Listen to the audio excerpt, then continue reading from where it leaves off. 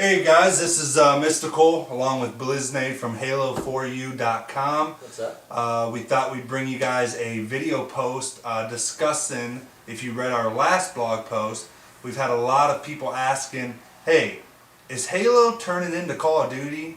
You know, is the Halo franchise becoming more and more like Call of Duty because of the new features that they're adding in Halo 4? So we thought instead of trying to write a blog post detailing that, would get us on video. That way both of us, Bliznade and myself, could kind of discuss it, give you guys our opinions, our thoughts on it, and then also give you guys a chance to comment or give us a video response back telling us your opinions on it, because we'd love to hear your opinions as well. So just jumping right into it, I think the main thing that people are concerned about is the loadouts that are coming into Halo 4.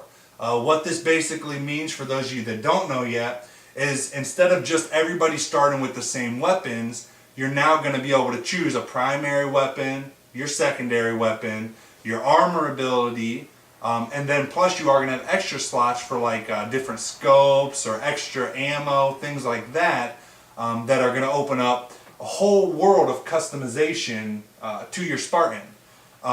Which some people don't really think it's that way, but as in Call of Duty, you have your different slots. You have, I think five main loadouts plus 5 custom loadouts that you can make. And people think that since Call of Duty does that and Halo's starting something similar to that Halo's turning into Call of Duty.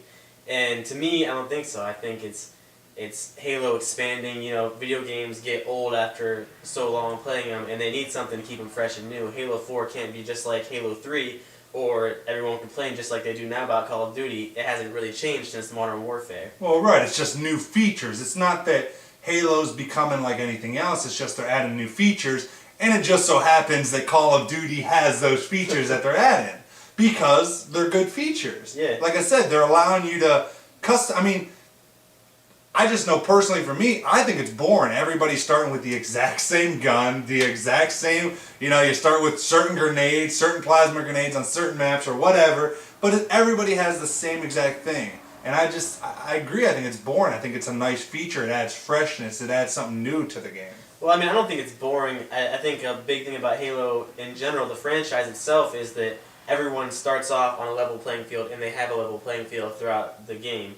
Everyone has the same gun, they have the same pistol, and it just comes down to skill. When you're online and you're playing with other people, it comes down to your ability as a player, whether it be with your team of friends who have made up, a certain plan, like let's go capture this flag first, and then we'll get them back to the base, and you cover me, versus Call of Duty, you have the best gun in the game, you've been playing for a year now, and you've prestige 7 times or whatever, and then you have the best gun, and someone just signing on for the first day, like I know we've played Call of Duty lately, and we just recently started playing Call of Duty a little bit just to get into it, get a feel for it, and man, you start and you have the bottom of the line guns and you suck, and there's not even competition. You run into someone and you're dead before you even get 2 shots off because their gun shoots 60 rounds a minute. Well, and as we've talked about before, and as we've mentioned in previous posts and stuff on our blog, 343 has said that they are really aiming to make the game balanced, whether you're a new player or a veteran player, so that nobody really has an advantage over another person. But I don't really understand how they're going to have different guns that unlock and stuff, and different attachments and stuff for your guns that unlock as you get higher points, skill points or whatever they're going to call the points. Spartan Points, I think, is the word being thrown out there right now. I don't understand how those guns aren't going to be any better or going to be balanced with the guns that people start off with, because if they're no better, then there's no incentive for anybody to try to get the better weapons and to get the points, to get the unlocks and stuff, because the weapons are no better than what you already have. I guess maybe just the incentive of, oh look, it's cool that I have this gun, but it's no better than any other gun.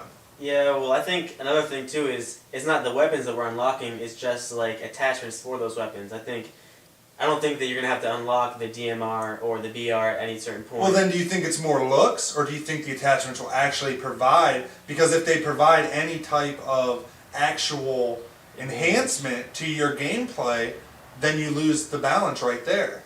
Well, maybe instead of maybe they like I think a part of it will be aesthetics. I think some of the things like maybe there'll be like flames for your barrel of your gun or something. But I think another thing will be maybe like in Call of Duty like heat sensor or something.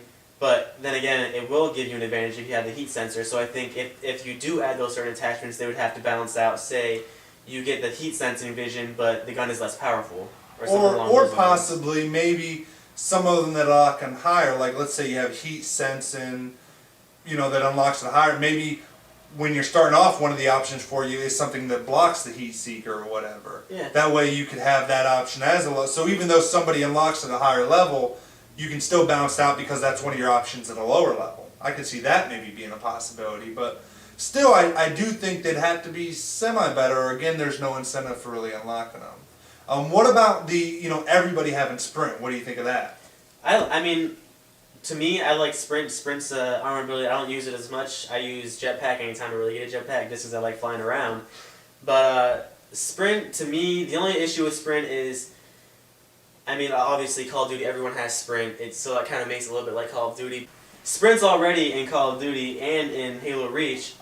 So what's the matter if everyone has sprint in Halo 4? I mean, the only issue is there's an extra button now. You already have sprint, and you're going to have to add another maybe jetpack and sprint. So what are you going to do if you want to sprint and use jetpack at the same time? Well, obviously you can't do both at the same time, but what if you want to sprint then jetpack? You can't have the same button for both armor. Right, and I think, and I do think the difference, I do think there is a difference, and I understand what people are saying is, before it was an armor ability, not everybody had sprint. So it wasn't like Call of Duty. So even though in Halo Reach we had sprint, it wasn't like Call of Duty because not everybody had sprint, it's whoever chose that armor ability. Whereas now, everybody has sprint, and then we choose an extra armor ability like jetpack or whatever. But I do agree with you. Again, I don't think it makes the game more like Call of Duty.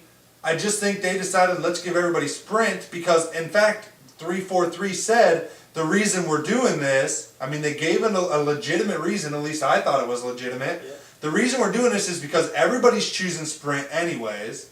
So let's just give them sprint so that we can allow them to use some of these other different armor abilities to, again, make the game, not everybody's doing the same thing. People are using different things, and it gives it a different feel, You might be able to overpower somebody with this armor ability, but then you got this person with this armor ability coming up, and it's not just everybody has sprint running around.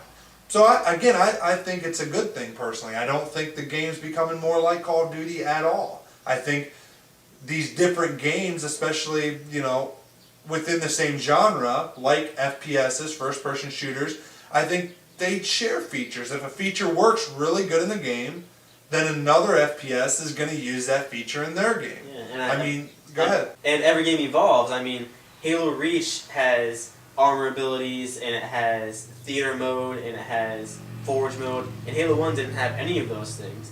But everyone had loved Halo 1 when it came out, and then even adding Xbox Live in Halo 2, that wasn't a feature in Halo 1. Every single game had something new and something different. Theater mode in Halo 3, and then armor abilities in Halo Reach, and then Halo 2 added Live. I mean, games have to evolve, thrive, and get better. Well, even dual wielding. In Halo 1, we saw no dual wielding. In Halo 2, it became an option for you. Halo 4, they moving all the way up to Halo 4, they started with dual wielding, and then they took it away to keep the game more balanced.